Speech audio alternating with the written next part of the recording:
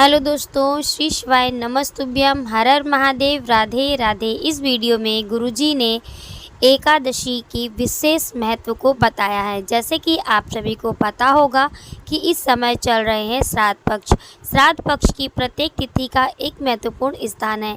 यदि एकादशी के दिन किसी का श्राद्ध वाला दिन पड़ जाए तो क्या हम एकादशी के दिन अपने पूर्वजों का श्राद्ध कर सकते हैं या नहीं? आइए जानते हैं गुरुजी के ही मुखारबिंद से। तो चलिए ज़्यादा देर ना करते हुए चलते हैं गुरुजी के श्री चरणों में। वीडियो अच्छी लगे तो लाइक शेयर सब्सक्राइब जरूर कर लीजिएगा। हम लोग अपने पितरों का श्राद्ध कर सकते हैं अथवा नहीं कर सकते, तो इस पे भी बहुत ध्यान से आपको ये पूरी कथा व्रत का पूरा इस वीडियो को आप सुने और ज्यादा से ज्यादा जल्दी लोगों को शेयर कर दें, क्योंकि मुझे पता है मैं लेट से ये वीडियो बना रहा हूं। अश्विन मास के कृष्ण पक्ष की एकादशी का नाम है इंद्रा एकादशी। पितृ पक्ष में आने के कारण इस एकादशी का महात्म और भी ज्यादा बढ़ जाता है। धर्मराज युधिष्ठिर ने जब भगवान श्री कृष्ण से इस एकादशी के विषय में पूछा, तब भगवान श्री कृष्ण ने इस इंद्रा एकादशी के व्रत को करने से कितना बड़ा मनुष्य को पुण्य मिलता है इसके विषय में बताया था। और उन्होंने कहा था कि जो भी मनुष्य इंद्रा एकादशी का व्रत करता है उसे एक एकादशी का व्रत नहीं बल्कि कई यज्ञों के व्रत करने का यज्ञ करने का फल उसको प्राप्त हो जाता है। पितृपक्ष में इस एकादशी को आने से पितृगणों की आत्मा को तृप्त करने का अवसर भी मनुष्यों को प्राप्त होता है, और जो इस व्रत को ढंग से करते हैं उनके पितृ भी तृप्त उनसे हो जाते हैं, उन्हें पितरों की भी आशीर्वाद प्राप्त हो जाती है।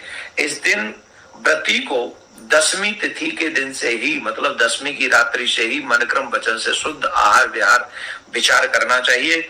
और उसके बाद में एकादशी जब हम लोग सुबह ब्रह्म मुहूर्त में उठें, स्नान करें, स्नान करने के बाद फिर संकल्प करें, अपने हाथ में जल लेकर संकल्प ले, अपना नाम अपना गोत्र, और कहें कि हम एकादशी का व्रत करेंगे। और फिर उस एकादशी के दिन स्नान के बाद संकल्प के बाद भगवान का पूजन करें, अर्चन करें, वंदन करें। और वंदन करने के बाद में हम भगवान का, नारायण का जो भी आपके इष्ट है उनका ज्यादा ज्यादा पूजन करना चाहिए, ज्यादा ज्यादा मंत्र का जाप करना चाहिए, असत्य वाणी से बचना चाहिए, क्रोध करने से बचना चाहिए, पृथ्वी पर शयन करना चाहिए, रात्रि में जागरण करना चाहिए, जो शयन तो करना ही नहीं चाहिए, मतलब समझ गए। और इस दिन अपने पितरों को ज्यादा याद करें, भगवान को याद करें, कीर्तन करें, और ज्यादा ज्यादा इसमें जितना भी इस एकादशी के दिन भजन दान जो मनुष्य जितना करेगा उसका लाभ उसको उतना ही मिलेगा। अब एक और बात बता देता हूं मैं कि एकादशी के दिन पड़ने वाला श्राद्ध क्या एकादशी के दिन करना चाहिए। तो शास्त्रों में ऐसा लिखा है, पद्म पुराण इत्यादि में, कि एकादशी के दिन कभी भी श्राद्ध नहीं करना चाहिए। जो एकादशी के दिन श्राद्ध करता है वो तीनों नरक में जाते हैं। तीन कौन?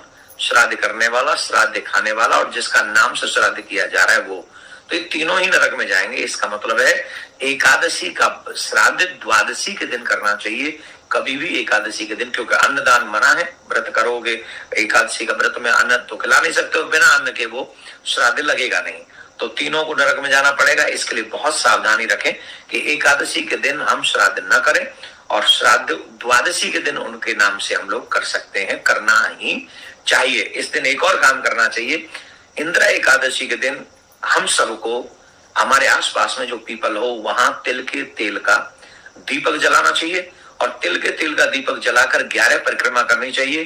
पितरों को प्रसन्न करने के लिए, उनके कल्याण के लिए उनसे प्रार्थना करनी चाहिए, और कहना चाहिए कि आप हम पर प्रसन्न हो, आप हमारे ऊपर दया करें। इस उपाय को करने से आपके पितर भी आप पर प्रसन्न होंगे। इस वीडियो को आप लोग ध्यान से सुने।